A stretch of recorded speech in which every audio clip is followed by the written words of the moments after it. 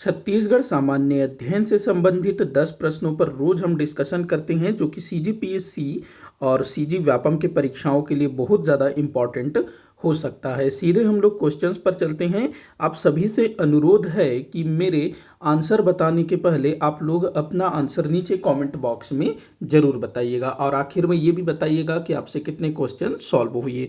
तो यहाँ पहला क्वेश्चन दिया हुआ है, परलकोट विद्रोह के समय बस्तर का काकतीय शासक कौन था। तो देखिए, परलकोट विद्रोह जो कि सन 1825 में हुआ था और इसको नेतृत्व किया था गेंद सिंह ने। गेंद सिंह जिनको छत्तीसगढ़ का प्रथम शहीद माना जाता है। ये शहीद हो गए थे, अंग्रेजों ने इनको पकड़ लिया और इनके ही निवास के समक्ष इनको 20 जनवरी 1825 को फांसी दे दिया गया था।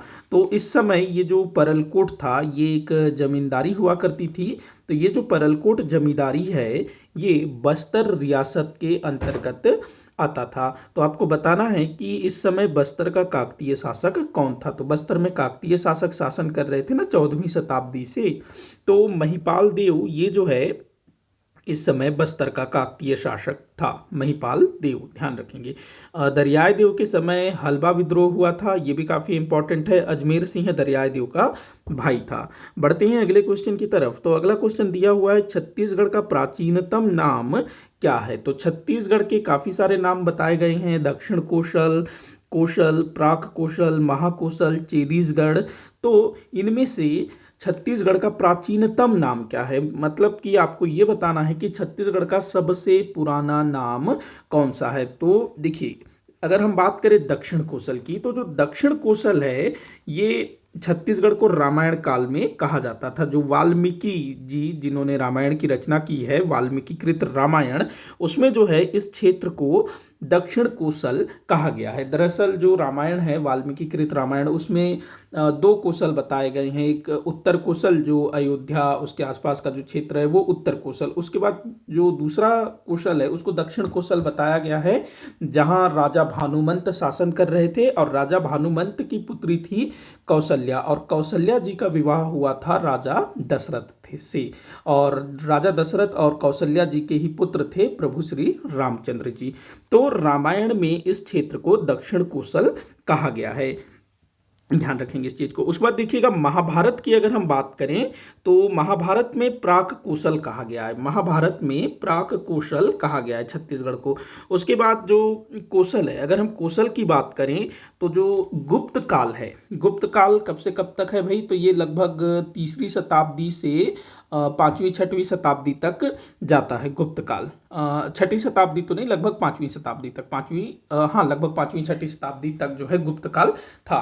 तो गुप्त काल में छत्तीसगढ़ को कोशल कहा जाता था। इसका प्रमाण हमको कहाँ से मिलता है, तो समुद्रगुप्त के प्रयाग प्रशस्ति में इस क्षेत्र को कोशल कहा गया है। साथ ही साथ दक्षिणापथ भी कहा गया है। दक्षिणापथ इसलिए कहा गया है क्योंकि जो छत्तीसगढ़ है ये दक्षिण को जाने वाले मार्ग में स्थित है, इसी कारण इसको दक्षिणापथ भी कहा गया है। और साथ ही साथ प्रयाग प्रशस्ति में कोशल कहा गया है। कोशल के राजा महेंद्र को पराजित किया, इस तरह से उल्लेखित है। इसके अलावा महाकवि कालिदास जी, जिनके संबंध में कहा जाता है कि वो गुप्त काल के थे, तो महाकवि कालिदास जी की एक रचना है रघुवंशम। तो रघुवंशम में महाकवि कालिदास जी ने कोशल का उल्लेख किया है, मतलब कि इस क्षेत्र को कोशल कहा है। तो ध्यान रखना इस चीज को। उसके बाद अगला दिया है महाकोशल। महाकोशल, तो देखिएगा ये जो महाकोशल है ना ये ज्यादा पुराना नहीं है। एक पुरातत्ववेता हुए अलेक्जेंडर कनिंघम, अलेक्जेंडर कनिंघम बहुत बड़े इतिहासकार थे हमारे, मतलब फॉरेनर था, यूरोपीय था, लेकिन भारत में काफ़ी काम किया। तो अलेक्जेंडर कनिंघम ने अपनी पुरातात्विक रिपोर्ट प्रस्तुत की, जिसको नाम दिया गया archaeological survey of India, archaeological survey of India. और इस आर्कियोलॉजिकल सर्वे ऑफ इंडिया में अलेक्जेंडर कनिंघम ने क्या किया, जो छत्तीसगढ़ है, ये जो क्षेत्र है छत्तीसगढ़ जिसको कोशल कहा गया, दक्षिण कोशल कहा गया, तो इसको उसने महाकोशल के रूप में लिखा कि इस क्षेत्र का नाम महाकोशल था। इस टाइप से उसने लिखा है अलेक्जेंडर कनिंघम ने, ध्यान रखना।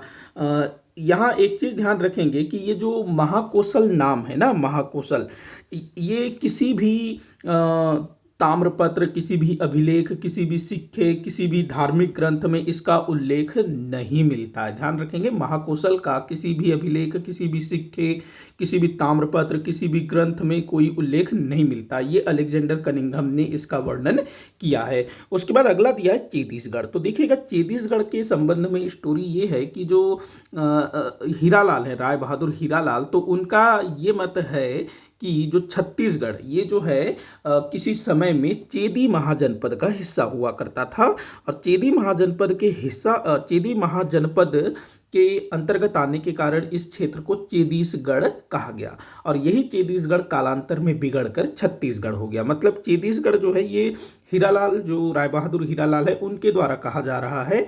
मतलब उनका कहना है कि ऐसा हो सकता है। तो ये भी पुराना नहीं है, ये भी पुराना नहीं है। और जो कौशल है ये तो भाई गुप्त काल में बोला जाता था, जो प्राक कौशल है ये महाभारत काल में बोला जाता था, और दक्षिण कौशल रामायण काल में बोला जाता था। तो अब आप बताइए कि इनमें से सबसे पुराना कौन होगा? जो रामायण काल में बोला जाता था, दक्षिण कौशल। भाई महाभारत से पहले रामायण काल आता है ना, तो रामायण काल में इस क्षेत्र को दक्षिण कौशल कहा जाता था, अर्थात कि हमारे छत्तीसगढ़ का सबसे पुराना नाम अर्थात प्राचीनतम नाम क्या होगा? दक्षिण कौशल। ध्यान रखेंगे इस चीज को। तो आंसर होगा आपका दक्षिण कौशल। बढ़ते हैं अगले क्वेश्चन की तरफ। अगला क्वेश्चन है, रतनपुर के कवि गोपाल चंद्र मिश्र किस सदी से थे? गोपाल चंद्र मिश्र, जिनको हम गोपाल मिश्र के नाम से जानते हैं ना, इनकी रचना जो काफी फेमस है, क्या है उसका नाम? खूब तमाशा। खूब तमाशा। ये रतनपुर के कलचुरी शासक राज सिंह के दरबारी कवि हुआ करते थे। रतनपुर के कलचुरी शासक थे राज सिंह, उनके दरबारी कवि हुआ करते थे। तो आपको बताना है कि ये किस सदी से संबंधित थे। तो भाई ये 17वीं सदी से संबंधित थे, 17वीं सदी से। और 17वीं सदी के अंतिम दशक, जब औरंगजेब शासन कर रहा था ना, मुगल बादशाह औरंगजेब, तो उसके समकालीन थे कलचुरी शासक राज सिंह। तो आपसे ये भी पूछा जा सकता है कि कौन औरंगजेब का समकालीन था, कौन सा कवि औरंगजेब का समकालीन था? तो गोपाल चंद्र मिश्र, राज सिंह, ये दोनों जो हैं औरंगजेब के समकालीन थे। 17वीं सदी इनका समय है। एक और चीज ध्यान रखना कि जो गोपाल चंद्र मिश्र हैं, इन्होंने अपनी रचना खूब तमाशा में औरंगजेब का उल्लेख किया है, और केवल उल्लेख नहीं किया है, औरंगजेब की आलोचना भी की है। ध्यान रखना, पूछा जा सकता है कि छत्तीसगढ़ के किस साहित्यकार ने अपनी पुस्तक में औरंगजेब का उल्लेख किया है और उसकी आलोचना भी की है। तो ये इंपॉर्टेंट हो जाता है, ध्यान रखेंगे इस चीज को। बढ़ते हैं अगले क्वेश्चन की तरफ। तो अगला क्वेश्चन है, संभवतः सल्तनत काल में इस राज्य को किस नाम से जाना जाने लगा था? संभवतः बोल रहा है, तो आपको बताना है सल्तनत काल। सल्तनत काल मतलब क्या है भाई? जो दिल्ली सल्तनत वाला जो काल है ना, जो 1206 में शुरू हुआ था। कुतुबुद्दीन ऐबक जो किसका गुलाम था? मोहम्मद गोरी का गुलाम था। तो 1206 से लेकर के 1526 तक क्या चला था? दिल्ली सल्तनत चला था, जिसको हम लोग सल्तनत काल के नाम से जानते हैं। तो इस समय इस क्षेत्र को किस नाम से जाना जाने लगा था? तो ये आपको बताना है। तो इस समय ना, इसको देखो, पहले तो कौशल बोला जाता था, गुप्त काल में कौशल बोला जाता था ना, तो गुप्त काल के बाद भी इस क्षेत्र को कौशल ही बोला जाने लगा होगा। तो देखिएगा, सल्तनत काल आते आते ना इस क्षेत्र को छत्तीसगढ़ कहा जाने लगा।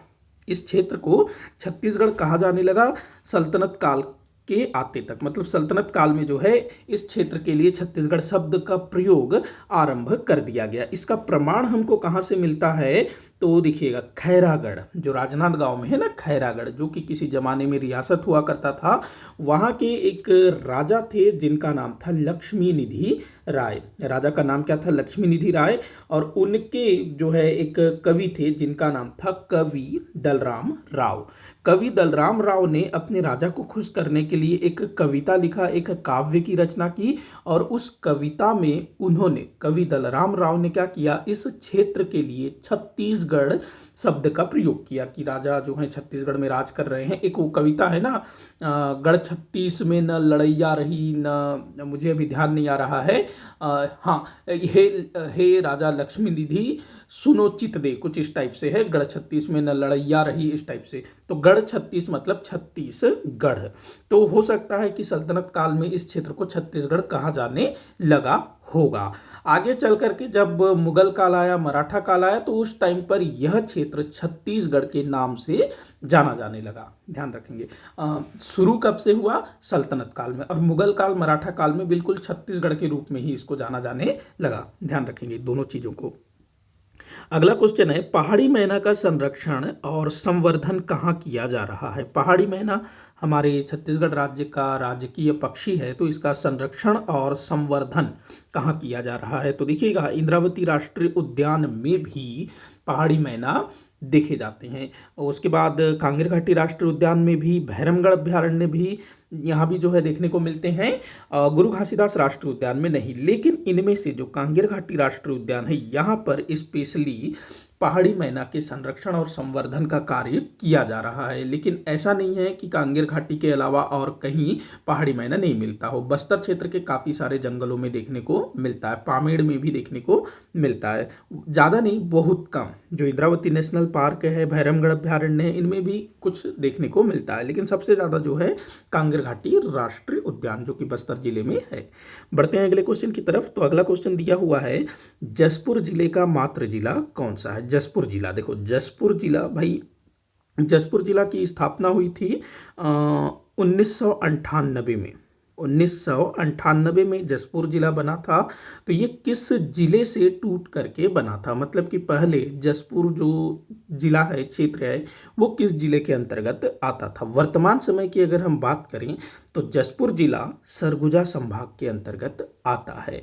वहीं 1998 से पहले ये जो जसपुर है ये रायगढ़ जिले के अंतर्गत आता था, मतलब कि रायगढ़ और जसपुर दोनों जो है एक ही जिला होते थे, रायगढ़ जिला। तो जसपुर जिले का मातृ जिला कौन सा है, रायगढ़ जिला। ध्यान रखेंगे इस चीज को। बढ़ते हैं अगले क्वेश्चन की तरफ। अगला क्वेश्चन है, मछली पॉइंट जलप्रपात कहाँ स्थित है। मछली पॉइंट, एक टाइगर पॉइंट है, एक और कुछ तो पॉइंट है, मुझे ध्यान नहीं आ रहा है। ये सब कहाँ पर है, मैन पाट क्षेत्र में। कहाँ पर, मैन पाट। अब ये मैन पाट कहाँ है भाई, सबको पता है सरगुजा में है मैन पाट। मैन पाट जहाँ पर तिब्बती शरणार्थियों को बसाया गया है, और बड़ा ही खूबसूरत स्थान है मैन पाट। हिल स्टेशन है ना, बर्फ वगैरह भी गिरता है, इसी कारण मैन पाट को छत्तीसगढ़ का शिमला कहा जाता है। बढ़े अगले क्वेश्चन की तरफ। तो अगला क्वेश्चन दिया हुआ है, इस राज्य के किस स्थान पर रेलगाड़ियों के पुर्जों के मरम्मत एवं विनिर्माण हेतु वैगन रिपेयर शॉप स्थापित किया गया है। सीधा सीधा क्वेश्चन कर रहा है कि छत्तीसगढ़ में कहाँ पर वैगन रिपेयर शॉप स्थापित किया गया है। तो कहाँ पर है, रायपुर में स्थापित किया गया है। तो यहाँ पर जो रेल के जो वैगन होते हैं, डब्बे होते हैं, उनका मरम्मत करने का काम होता है रायपुर में। कब ये स्थापित हुआ था, आप लोग कमेंट बॉक्स में बताइए। अगले क्वेश्चन को देखते हैं, महान नदी किस नदी की सहायक नदी है। देखो महान नदी, एक नदी है महानदी जो हमारे छत्तीसगढ़ की जीवन रेखा है, छत्तीसगढ़ की प्रमुख नदी है महानदी, और एक है महान नदी, बहुत बड़ी नदी नहीं है, छोटी सी नदी है, ये रिहंद नदी की सहायक नदी है। ध्यान रखेंगे, रिहंद नदी की सहायक नदी है महान नदी। रिहंद नदी की और भी काफ़ी सारी सहायक नदियां हैं, जैसे कि घुनघुट्टा हो गया, मुरनी हो गया, सूर्या हो गया, ये सब जो है रिहंद नदी की सहायक नदी है। रिहंद नदी जो कि सोनगंगा अपवाह तंत्र का हिस्सा है। बढ़ते हैं अगले क्वेश्चन की तरफ, जो कि इस वीडियो का आखिरी क्वेश्चन होगा। 1998 में किन जिलों के कुछ क्षेत्रों को मिलाकर कवर्धा जिले का गठन किया गया।